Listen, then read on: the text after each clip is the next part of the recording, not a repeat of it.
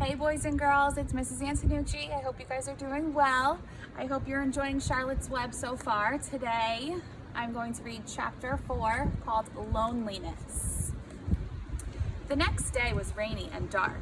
Rain fell on the roof of the barn and dripped steadily from the eaves. Rain fell in the barnyard and ran in crooked courses down into the lane where thistles and pigweed grew. Rain spattered against Mrs. Zuckerman's kitchen windows and came gushing out of the downspouts. Rain fell on the backs of the sheep as they grazed in the meadow. When the sheep tired of standing in the rain, they walked slowly up to the lane and into the fold. Rain upset Wilbur's plans. Wilbur had planned to go out this day and dig a new hole in his yard. He had other plans too. His plans for the day went something like this. Breakfast at 6:30. Skim milk, crusts, middlings, bits of donuts, wheat cakes with drops of maple syrup sticking to them, potato skins, leftover custard pudding with raisins, and bits of shredded wheat. Breakfast would be finished at 7. From 7 to 8, Wilbur planned to have a talk.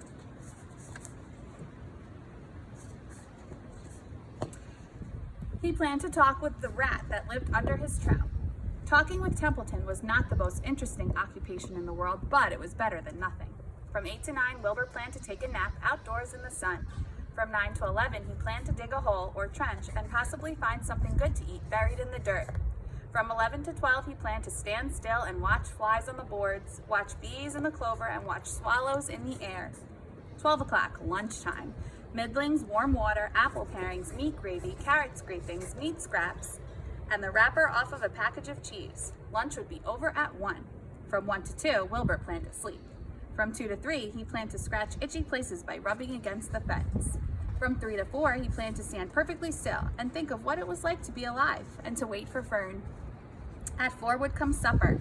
Skim milk, leftover sandwich from Lurvy's lunchbox, prune skins, a morsel of this, a bit of that, fried potatoes, marmalade drippings, a little more of this, a little more of that, a piece of baked apple, and a scrap of upside-down cake. Wilbur had gone to sleep thinking about these plans. He awoke at 6 and saw the rain, and it seemed as though he couldn't bear it. I get everything all beautifully planned out, and it has to go in rain, he said.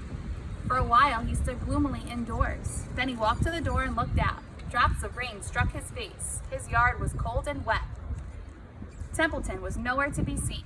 "Are you out there, Templeton?" called Wilbur. There was no answer. Suddenly, Wilbur felt lonely and friendless.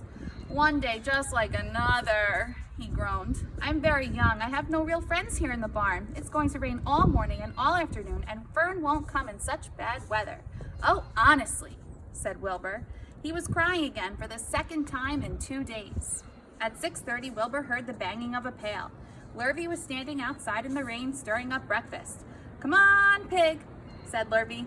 Wilbur did not budge. Lurvy dumped the slops, scraped the pail, and walked away. He noticed that there was something wrong with the pig. Wilbur didn't want food. He wanted love.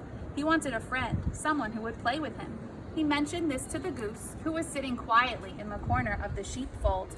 "Will you come over and play with me?" he asked. "Sorry, Sonny, sorry," said the goose. "I'm sitting on my eggs. 8 of them. Got to keep them toasty warm. I have to stay right here. I'm no flibberty-ibberty-gibbet.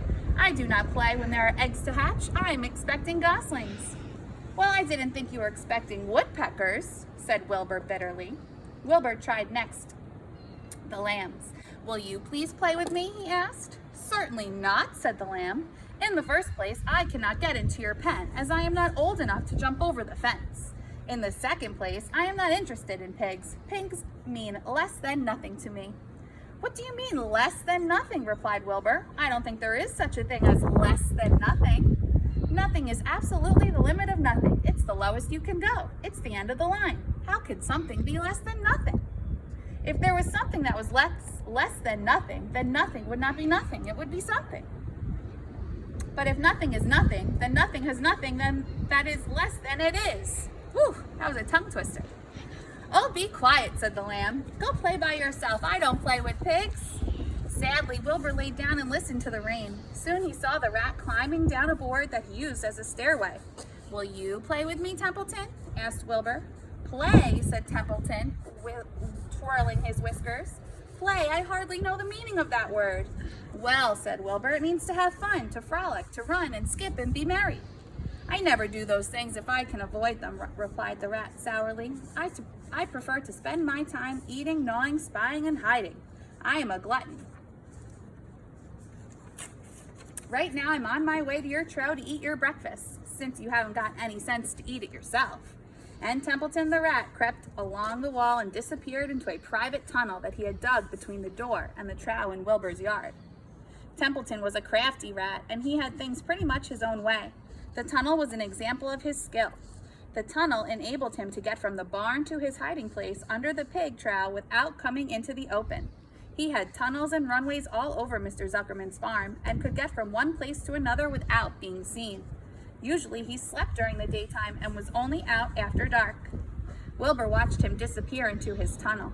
In a moment he saw the rat's sharp nose poke out from underneath. Cautiously, Templeton pulled himself up over the edge. This was almost more than Wilbur could stand on this dreary, rainy day to see his breakfast being eaten by somebody else. He knew Templeton was getting soaked out there in the pouring rain, but even that didn't comfort him. Friendless, dejected, and hungry, he threw himself down in the manure and sobbed. Ugh, gross. Late that afternoon, Lurvy went to Mr. Zuckerman. "I think there's something wrong with that pig of yours. He hasn't touched his food." "Give him 2 spoonfuls of sulfur and a little molasses," said Mr. Zuckerman. Wilbur couldn't believe what was happening to him when Lurvy caught him and forced the medicine down his throat. This was certainly the worst day of his life. He didn't know whether he could endure the awful loneliness anymore. Darkness settled over everything. Soon there were only shadows and the noises of the sheep chewing their cuds, and occasionally the rattle of a cow chain up overhead. You can imagine Wilbur's surprise when out of the darkness came a small voice he had never heard before. It sounded rather thin, but pleasant. "Do you want a friend, Wilbur?" it said. "I'll be a friend to you. I've watched you all day, and I like you." "But I can't see you," said Wilbur, jumping to his feet. "Where are you? And who are you?" "I'm right up here," said the voice. "Go to sleep. You'll see me in the morning." That's the